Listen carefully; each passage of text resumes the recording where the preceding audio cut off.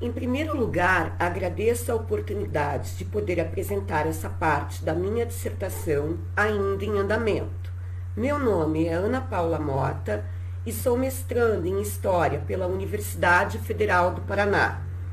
Quero fazer algumas considerações sobre os lugares de memória que a Polícia Militar do Paraná vem edificando desde a década de 1960, a morte em combate do então comandante do Regimento de Segurança, ocorrida no ano de 1912. A pesquisa tem como tema justamente os usos dessa morte pela corporação em diferentes contextos, transitando entre a história militar e a abordagem da morte, uma vez que passei a entender as práticas de culto aos caídos em guerra realizadas dentro de organizações militares como esforços para homenagear a própria instituição, isto é, como iniciativas diretamente relacionadas aos interesses e projetos dos vivos. Assim, acredito que essa memória heroicizada da morte do oficial está relacionada a uma das funções da própria memória, a função de tentar fortalecer laços identitários por meio de sentimentos de pertencimento e noções de continuidade para com um determinado passado, cuja imagem também é construída de modo idealizado. Essas mitificações em torno da morte de Gualberto e do passado em que ele comandava o regimento foram sendo incorporadas ao processo de socialização interno da corporação, processo cuja as introjeções dos valores militares mais caros, como hierarquia, disciplina, obediência, noções de sacrifício e patriotismo, também se deram e ainda se dão via gestão institucional da memória, ou seja, pela invenção de mitos heróicos e passados idealizados, é possível construir a imagem de que o indivíduo, enquanto policial, herdou uma tradição gloriosa, que deve ser respeitada, uma vez que seus componentes simbólicos, representados na figura do herói e seu sacrifício em batalha, permitem identificar a essência da instituição, ou a essência almejada pela instituição. Gostaria de centrar em lugares de memória que acredito não terem sido explorados ainda em trabalhos acadêmicos. Luiz Carlos da Silva, em sua tese de 2017, já dedicou mais de 10 páginas ao Museu Histórico da Polícia Militar do Paraná e sua relação com a memória do contestado. Leia-se, memória que celebra o herói João Gualberto internamente, pelas características da própria unidade museal. Então vou me referir ao museu somente no que ele apresenta em comum com os outros dois, que também estou chamando de lugares de memória, isto é, a medalha Coronel João Gualberto e o batalhão Coronel João Gualberto. Os três, quando pensados de modo articulado, contrariam totalmente as iniciativas da polícia militar de buscar projetar uma imagem de si mesma para fora do Estado, como ocorreu com o polêmico Memorial de Irani, que acaba celebrando seus combatentes mortos em 1912. Tanto o museu, de difícil acesso ao público, como a medalha e a denominação do batalhão evidenciam que Gualberto é um herói da polícia e para a polícia, que enquanto uma instituição militar muito pouco fez e muito pouco ainda faz, com exceção talvez de Irani, para rememorar essa morte fora da caserna. Tal comportamento ganha sentido se levarmos em conta elementos que caracterizam a própria organização militar em questão, elementos como espírito de corpo e ethos militar, que ao predominarem fazem com que essas representações heroicizadas acabem não dialogando e nem possam dialogar com discursos externos às fronteiras estabelecidas pela própria identidade militar,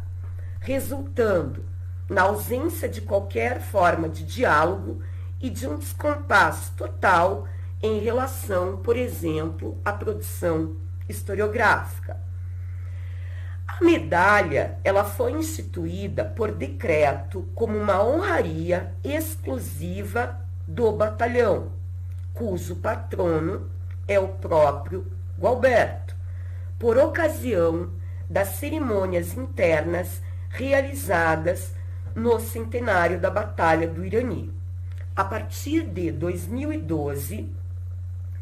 o batalhão passou a condecorar militares e policiais militares, embora o decreto abra para a possibilidade da medalha ser concedida também a civis.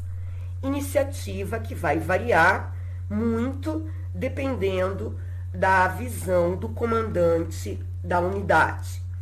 Na verdade, a origem dessa medalha é mais antiga. A origem remonta ao emblemático ano de 1968, quando, por lei, surgia a medalha Coronel Sarmento, então transformado em patrono da corporação no mesmo ano. Aos 3 primeiros colocados no curso de aperfeiçoamento de oficiais, passava a ser concedida a medalha de honra ao mérito Coronel João Gualberto. Essas 2 medalhas, a partir de 68, substituíam a medalha Coronel Dulcídio, mito original do heroísmo da corporação, na figura do seu primeiro comandante a morrer em combate, como aconteceu com Dulcídio no cerco da Lapa. É uma mudança de heróis que é bastante indicativa de como o contestado passou a se sobrepor à Revolução Federalista e de como o combate do Irani passou a ter extrema importância para a identidade da força estadual ao rememorar seus 2 oficiais que atuaram no Banhado Grande, um morrendo e o outro saindo gravemente ferido. Pertinente ainda destacar que o surgimento dessa forma de rememorar se dá num contexto de intensificação da ditadura militar, quando a imagem dos militares, enquanto salvadores da pátria, já não se sustentava, justamente pelos excessos acumulados desde o golpe de 64, excessos de violência e de autoritarismo.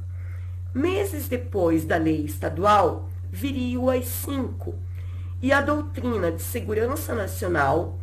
elaborada pela Escola Superior de Guerra, já impactava nas funções das polícias militares do Brasil inteiro, direcionando o foco de atuação das PMs para questões de segurança nacional em detrimento da segurança pública. Essa segurança nacional, segundo a doutrina, poderia estar ameaçada por inimigos internos a serviço de ideologias subversivas. Aí entramos na polarização da própria Guerra Fria. Quanto ao batalhão, com sua referência histórica ao coronel morto, também afirmamos que é uma construção da ditadura e também fruto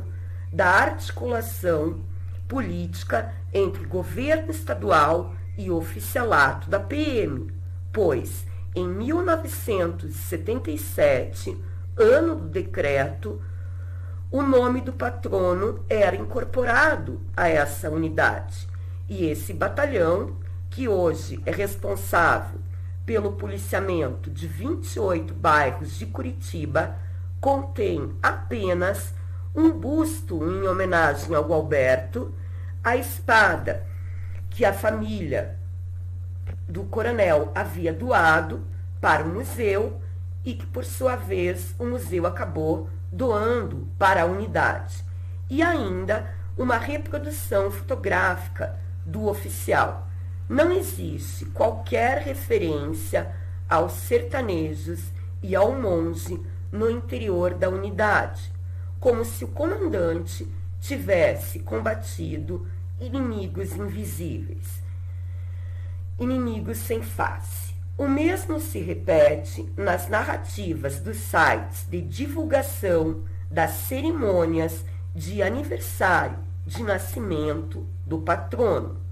Gualberto permanece como um herói que morreu em nome do dever militar, da ordem e dos interesses do Paraná, principalmente nas narrativas dos sites que vinculam notícias das cerimônias.